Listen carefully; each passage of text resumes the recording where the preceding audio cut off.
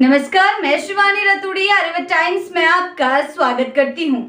बिहार की सियासी जमीन पर जहां एक और तेजस्वी यादव की अधिकार यात्रा और भाजपा की कार्यकर्ता बैठकों की गूंज है, वहीं कांग्रेस पार्टी भी अब पूरी गंभीरता के साथ चुनावी रणभूमि में उतरने को तैयार नजर आ रही है। आगामी विधानसभा चुनाव को देखते हुए कांग्रेस ने अपने रणनीतिक कदम तेज कर दिए हैं और पार्टी ने संभावित उम्मीदवारों के नामों पर विचार विमर्श की प्रक्रिया शुरू कर दी है। इसी सिलसिले में गुरुवार को पटना में कांग्रेस की प्रदेश इलेक्शन कमेटी की पहली अहम बैठक बुलाई गई, जो आगामी चुनाव में पार्टी की दिशा, रणनीति और सीटों पर अपनी मजबूत दावेदारी तय करने की दृष्टि से बेहद महत्वपूर्ण मानी जा रही है। ये बैठक न केवल उम्मीदवारों के चयन की प्रक्रिया को गति देने वाली है, बल्कि पार्टी के भीतर चुनावी मोड़ के ऐलान का संकेत भी दे रही है।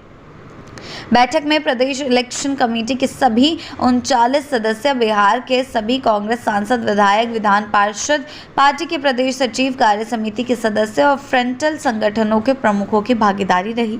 इस बैठक की खास बात यह है कि ये पार्टी के राष्ट्रीय प्रभारी कृष्णा अल्लावरू की विशेष रूप से पटना पहुंचे और पूरी प्रक्रिया की निगरानी खुद कर रहे हैं। इससे ये साफ झलकता है कि कांग्रेस आलाकमान बिहार चुनाव को हल्के में नहीं ले रहा है, बल्कि हर स्तर पर तैयारी और समन्वय को लेकर फोकस किया जा रहा है।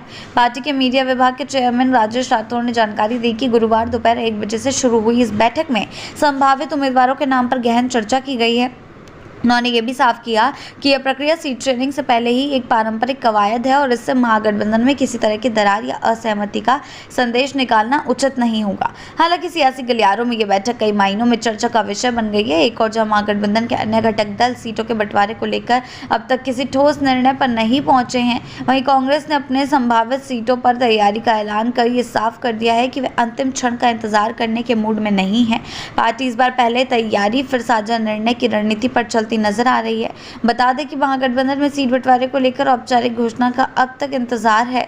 वीआईपी प्रमुख मुकेश सहनी पहले ही दावा कर चुके थे कि 15 सितंबर तक सीटों की घोषणा हो जाएगी, लेकिन वे तारीख बीत चुकी है और उनकी ओर से कोई ठोस बयान अब तक सामने नहीं आया है। इस बीच कांग्रेस का ये सक्रिय कदम गठबंधन के भीतर एक मजबूत संदेश के तौर पर देखा जा रहा है कि वो सिर्फ समर्थन देने वाली सहयोगी नहीं, बल्कि मैदान में उतरने को तैयार, संगठित और संकल्पित शक्ति बनकर उभर रही है। सूत्रों की माने तो कांग्रेस 19 सितंबर को दिल्ली में होने वाली स्क्रीनिंग कमेटी की बैठक में पहले चरण के कई उम्मीदवारों के नामों पर अंतिम मोहर लगा सकती है।